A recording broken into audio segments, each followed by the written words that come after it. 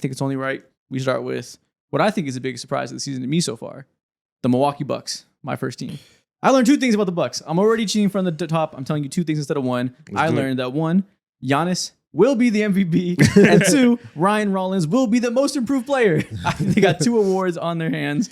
This team has been special through 4 games. If you guys noticed, I've been saying Ryan Rollins' name as like my poster boy of randoms over the course of the offseason. Yeah. For a reason. I always thought he was good. I'm not going to sit here and have actual conversation about him, but my thoughts and my theories and me noticing over the course of, I guess, the last year specifically when he was with the Bucks, they're starting to come into fruition. Dude, this guy has been the most pleasant surprise in the entire NBA so far through 4 games. Just walked down the Golden State Warriors by himself with no Giannis playing for a victory last night to give them, was it their 4th win of the season?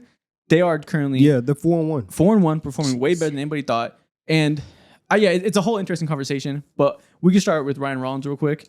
This has been the breakout talent injection this team needed from the guard position. You know, we spent the whole summer saying, what are the Bucks possibly going to do with this mishmash of parts that they did, scrapping together what was left over the Damian Lillard era, bringing in Miles Turner as a one all-in move, and now we look at the roster and say, there's no guard creation, there's no wing defense, there's one center, and he's not the most physical guy, so there's no rebounding, yada, yada, yada. This team clearly doesn't have the talent that some of the other top teams in the league have, right? Mm-hmm.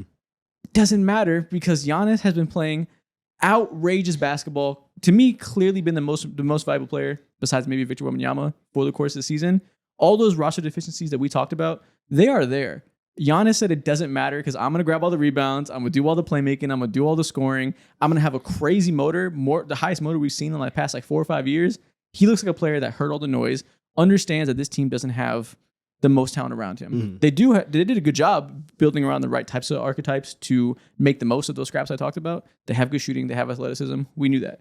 But the question was it going to be enough to win a playoff series? Is it going to be enough to be better than the 6th seed I picked them to be? Giannis is kind of single-handedly bringing them up there. This is an insane carry job. Right now, because like we talked about the East in like 3 different tiers. Top tier, Cleveland, New York. 2nd tier, Orlando, Detroit, Atlanta. And then we get to like the Bucks and all them. The teams in the middle, they look shaky. They're folding. Even the Knicks at the top are still like they're 2-2, and we think that they can get better. They're also like have their own problems. So now I'm looking at the Bucks and it's like, all right, top 3 seed, like top 2 seed. It's for the taking. Yeah, and it's okay if you are going to waive and stretch Dame's contract.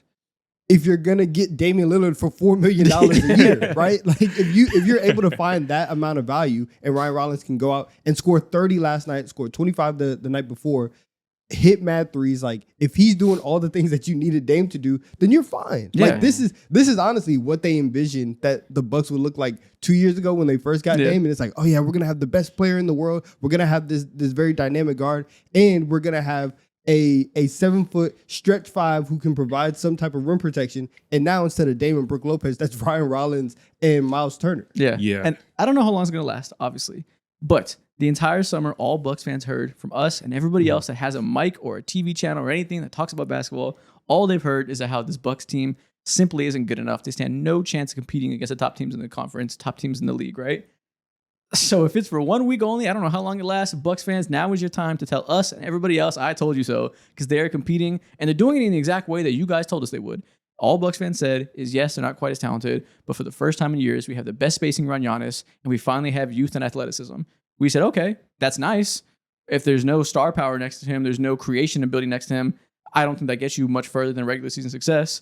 And then here they are. The one guy they said, not one guy, because they hype up all the young players like every team does, but they also said Ryan Rollins is going to be one of those type of guys that's ready for a bigger role. And we all said, okay, he was good last year, broke out, finally found his place with the team after bouncing around for a few years.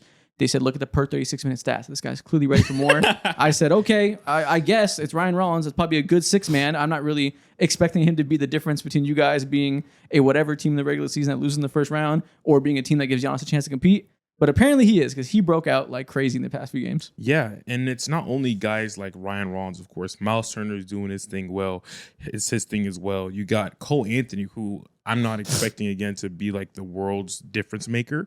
But for this team, he is. He is like him, Ryan Rollins, Derry Bird again. All those guys, Gary Trent Jr., and like the craziness and the consistent floor spreading that he provides. All those guys combined playing at their peak level, which is play really fucking hard and space the floor, and be fast, be quick, Mhm. be athletic, be just annoying to deal with, has created this combination of just like this is honestly the biggest surprise in the NBA so far for me, because you going back to what you said about how everyone counted them out, me specifically as well. I think I probably had the Milwaukee Bucks the lowest in our Eastern Conference standings predictions.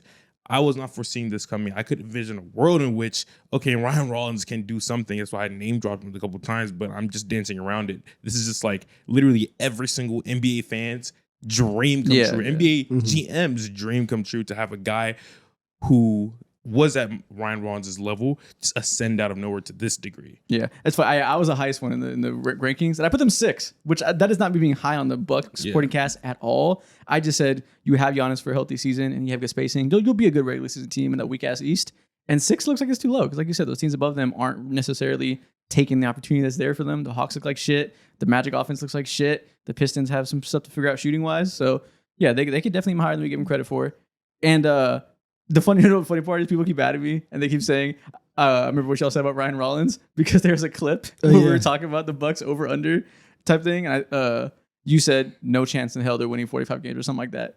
And I was like, you're not moved by the athleticism, the spacing. They finally got stuff. And you were like, are you moved by Ryan Rollins? Yeah. Which makes it sound like you think he's just shit from a butt. Yeah. Which really what you meant is like the Ryan Rollins of the world. Exactly. This like amalgamation of random players.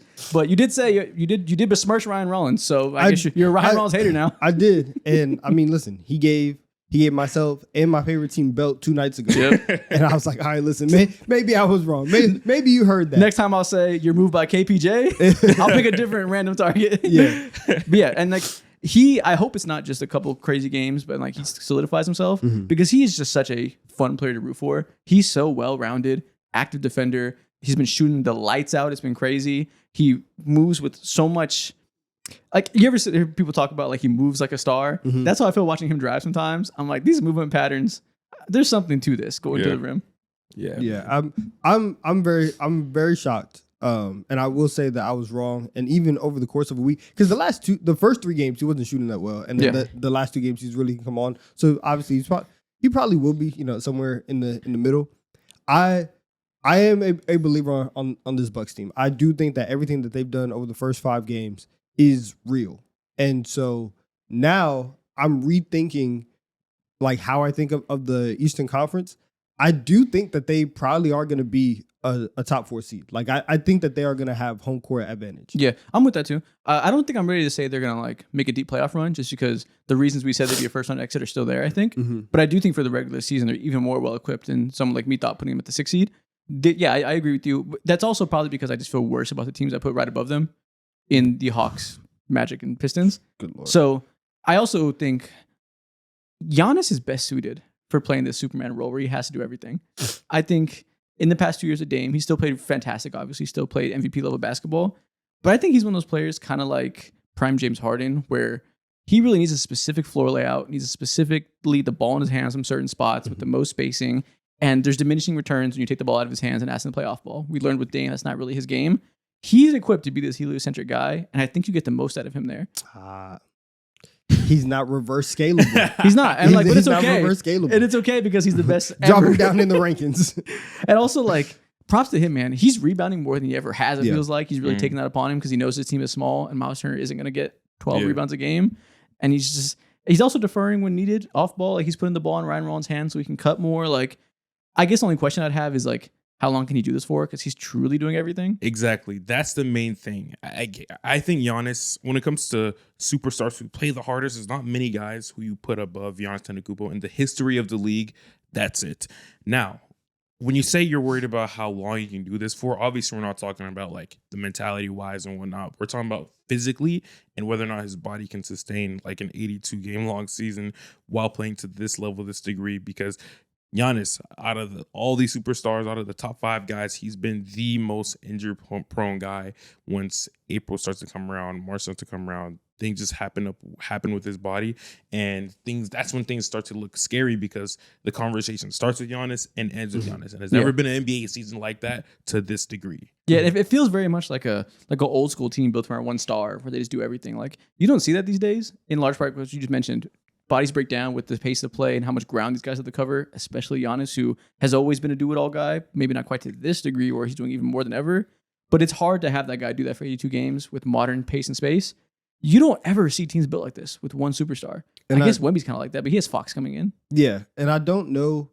Also, like we've also kind of seen he didn't play in the last game, Yeah. right? He was already Which out. is probably smart. Yeah, and it's been interesting because he's been extremely dominant. He's played 26, 37, 33 and 33 minutes. And so it's not like crazy high volume just in terms of like looking at that number and it being like mad big, but for everything that you're saying, he is doing everything, and in those games he scored 37, 31, 40 and 37. Yeah. And so I don't know, I'm with you guys, like, and we've seen, especially in like modern NBA history, we've seen stretches of guys where they really do have to backpack and then something unfortunate happens. So obviously, like, we're not like wishing for anything like that. But I do wonder for the same, like, for everything that you guys are saying, I wonder how long that he can do this, or if there's going to be some like baked in like load management that comes with Definitely. how, with like how the Bucks are moving. Because he's also not like, he's not 26 anymore. He's not 25. He's 30. And he is now like trying to save himself for the playoffs. See if we can, like, if we get to like February and they are in top 6, top 5, and that feels a little bit firm, we'll probably see a lot of that like load management stuff start to happen with him. Yeah, I hope he keeps it up because this definitely feels like his version of 2018 playoff Braun, where he had to backpack and like he understood the moments. He understood that this team's only going as far as I take them. I don't have the shooters around me. I don't have the talent around me. Doesn't matter. I'm Giannis. I don't have any excuses. No matter what, if I fail, people will point to me and not point to X player next to me.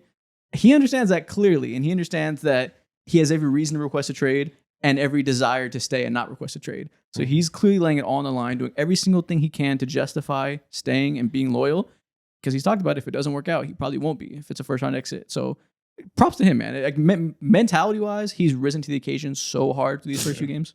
And I do kind of feel like, of course, going back to what you said, I agree with you guys' stance points in terms of them being a firm playoff team due to everyone else's, not regression, but just not necessarily meeting up to expectation. Slow start. And right now, I'm thinking about how the ways this can be actually sustainable. And of course, like, Giannis has to be there playing at like 100% all the time. But even if he's like not there necessarily, Doc Rivers, we never give him props. The only time we talk about him for real is when we're jumping on his ass.